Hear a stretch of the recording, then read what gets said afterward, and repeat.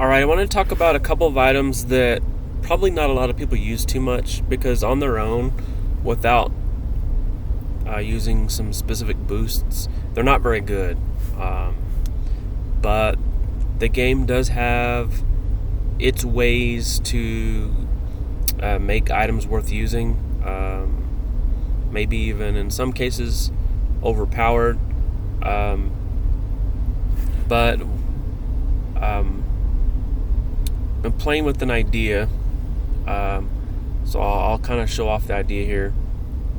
Alright, the first thing that I like to do is go get Ambush Potion. I really believe your status rolls, not only on initiative, are increased, but I really feel like all your statuses, or almost all of your status will get an increased success rate.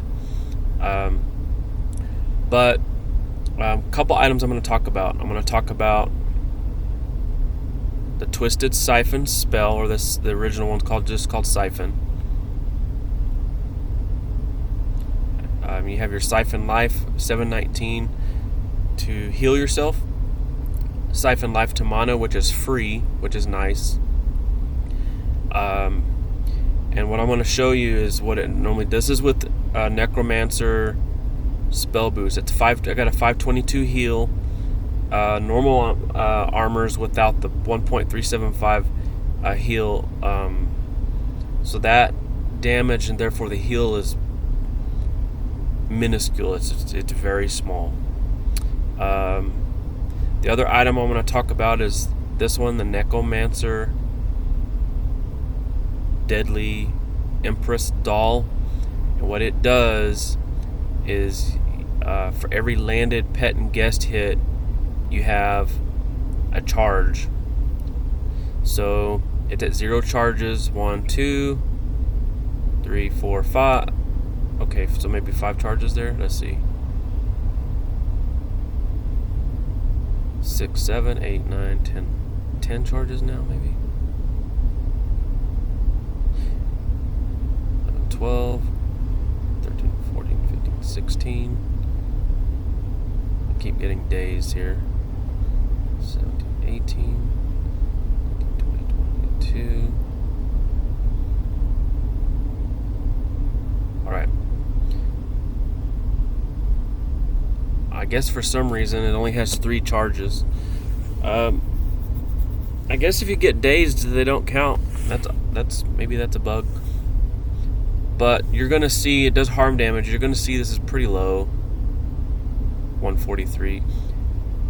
That's okay.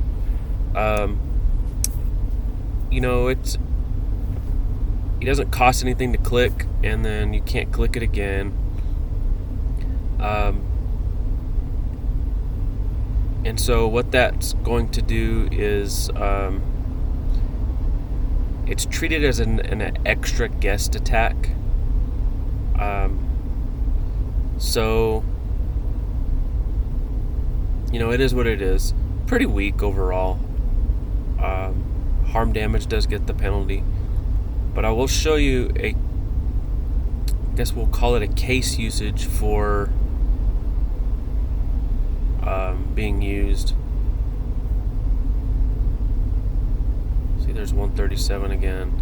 So it's not all that great. But if you use some certain stacks, it will then start to become pretty good.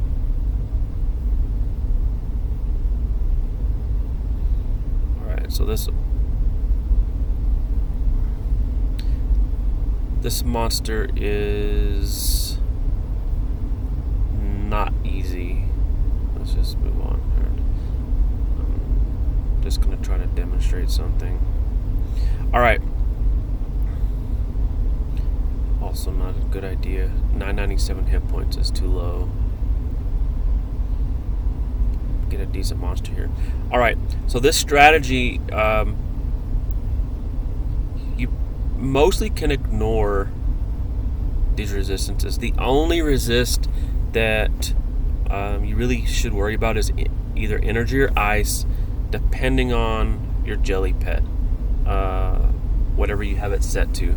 As long as it's above 100, above 0, just in case you're not aware, the Jelly Pet's heal is based on damage, but then it's also modified by the monster's resistance, which means that if the monster's resistance is, so 100 is the baseline, so if the energy in this case is 125, while the damage from the pet will increase, the heal will then decrease and heal you as if it's hitting against 100%.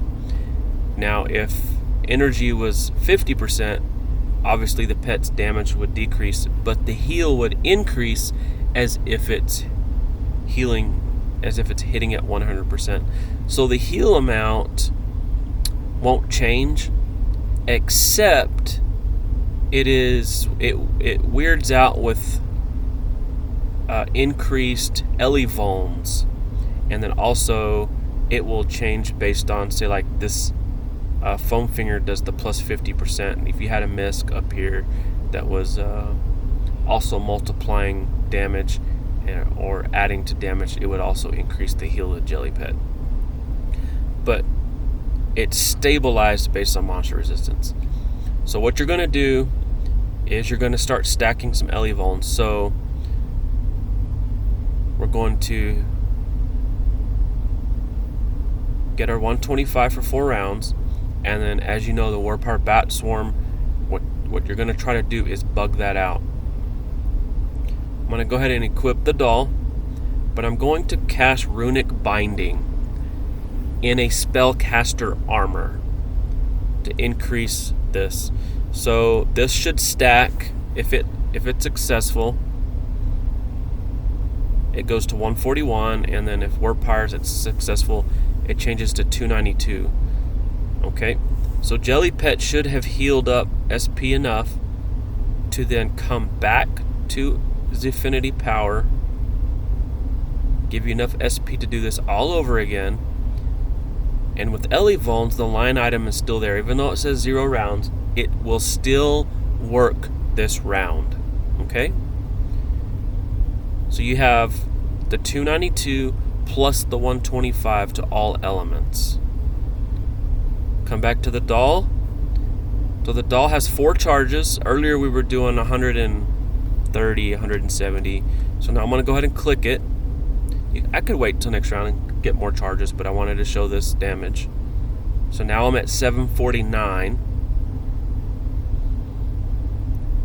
And then now I'm going to come back again with runic binding, which should also combine, if it lands, with the 125 to go back to 141 and start the cycle all over again. But because we have the 292 plus the 125, and they also have the elemental empowerment on this side from the same spell, the harm damage is going to be pretty good in spellcaster armor. So I went from 4,500 hit points to 907, and now we've bugged out, and now I've healed my SP all the way back.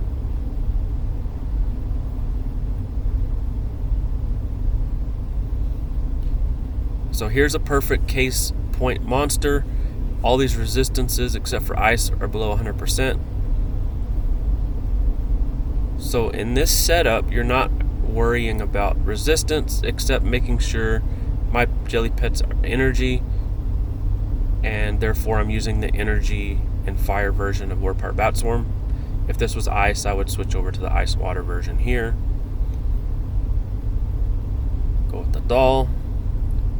Runic binding. Alright, so the werepyre bat swarm did not bug it out this time, which is fine. I also like to use the Mono Defender shield to give me the barriers as I do this. It generally keeps the damage down. And most of these monsters I'm able to kill in like 2 rounds doing this. These monsters usually only get 1 attack on me, and so here we go. Go back to here. Another landed one. So now that changed it. Since werepyre bat swarm didn't change it, So now we've got 3 rounds at 175. So it should take the 70. If it bugs it out, it should take the 75 times 3. So it should take it. Let's see, what is that? 252, 325, maybe 350? If I'm thinking about it correctly. Oh no, I've got to add it on here. 4 at 173, so it's going to be up in the 400s. It didn't bug it out though.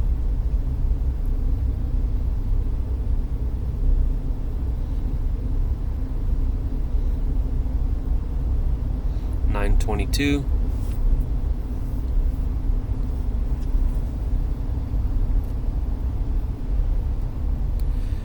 Alright, so again, it's just taking me 2 rounds, and it's just rinse repeat. It's a cheese strat.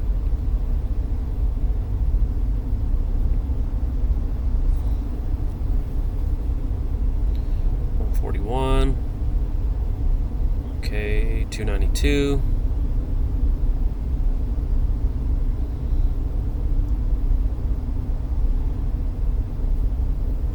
And I don't want to click the doll yet because I want to go back on top with this guy, because that'll be another 25% damage.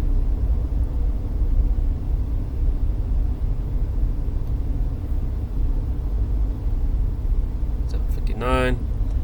Now what if I wanted to heal my MP or hit points or whatever? What if I got blown up right now? Well, I've basically set myself up, because I'm the 292 and the 125. I can go back on a Twisted Siphon, and this is a free spell. Earlier it was 500 MP with just the Necromancer boost.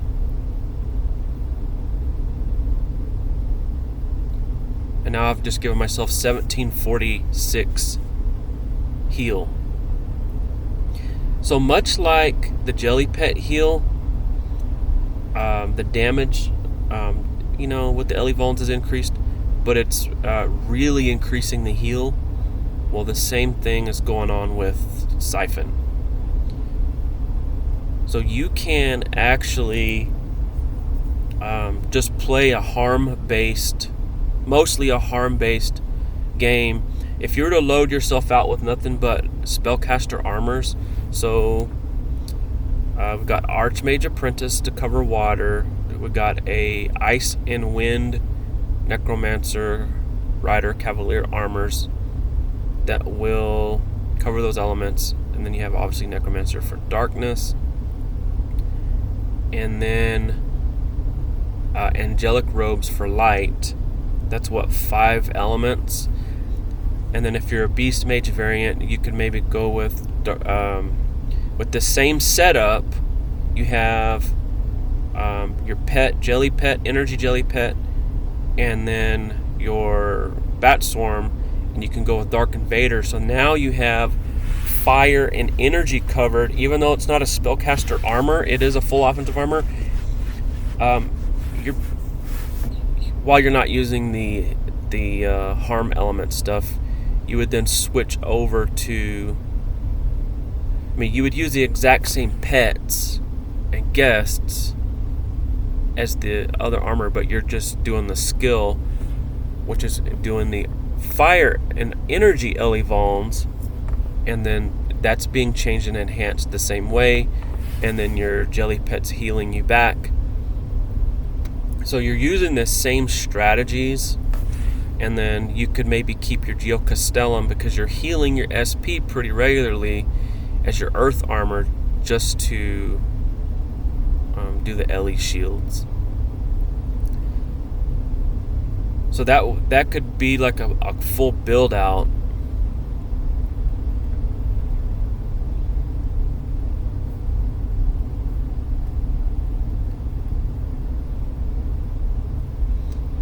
So just rinse repeat. 141, 292, and then we'll get an alright set little heal there.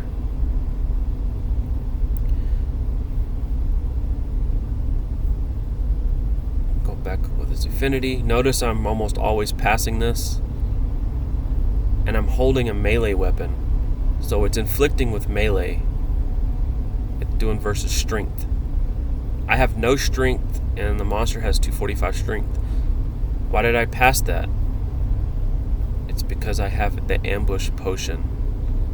I promise you it is affecting your status inflictions based on my observations. Come back with the doll. 969.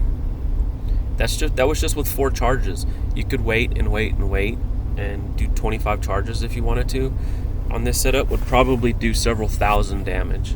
4 charges is doing 900. It does up to 25. Just do the math.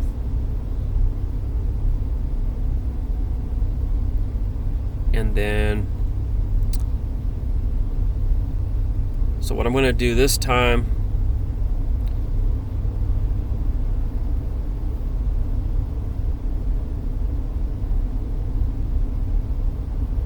and you could even increase this with if you wanted a bag of mixed nuts to do that, to build on your elemental empowerment. And then I'm going to go back on Twisted Siphon. Like if I'm questing and I know I'm about to go into the next battle, this is battle 1, I want to heal my MP or I want to heal my HP or whatever I want. You could do your jelly pet to heal one or the other. And then what if I wanted to siphon life? You'll see some pretty good numbers. 1958 heal.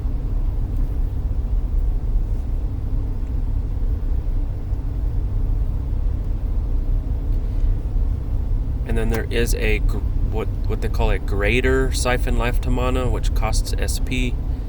So I want to show that off real quick. Again, this is a monster with strength. I have no strength, wielding a melee weapon, and yet the gauntlet is inflicting at a regular rate. The ambush potion, you can spend 20 Z tokens, and you will keep it until you log out. And then usually when I play, I won't log out for days. So to me, it's worth the 20 tokens and not having to do the quest and do the gold version. Alright, MP based runic binding, 292.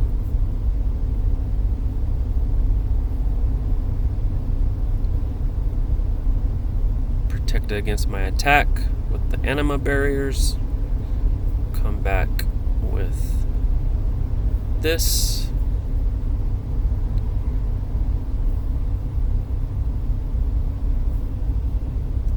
Alright, so I'm going to do Twisted Siphon this time. I'm going to do the Greater Siphon Life to Mana, which costs 539 SP. It's going to just increase the damage and therefore increase the heal. That was 3,834 MP heal.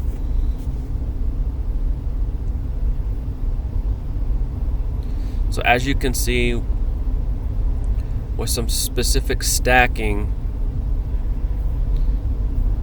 you're able to make a couple of pretty weak items start to shine. Another thing you can do is the Shadow Phoenix Brooch, which will inflict a fire-based burn based per landed. Basically, it's like a Soul Neko misc.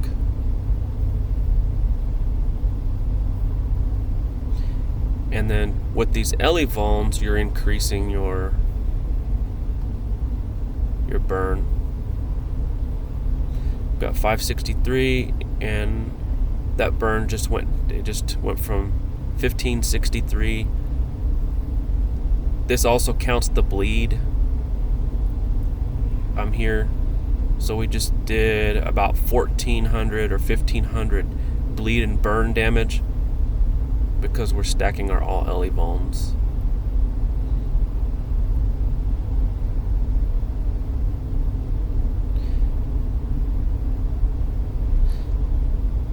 So there you have it. In the using the spellcaster lean armors, Jelly Pet Heals, Werepyre Bat Swarms, Bug of the vulns. You can play a harm-based game and keep yourself healed up almost indefinitely. I've even tried it versus some pretty hard monsters, and it works okay too. Like a few bosses, it works pretty decent. But anyway, I wanted to showcase a couple ways to make a couple pretty weak items sort of come alive and make it worth using.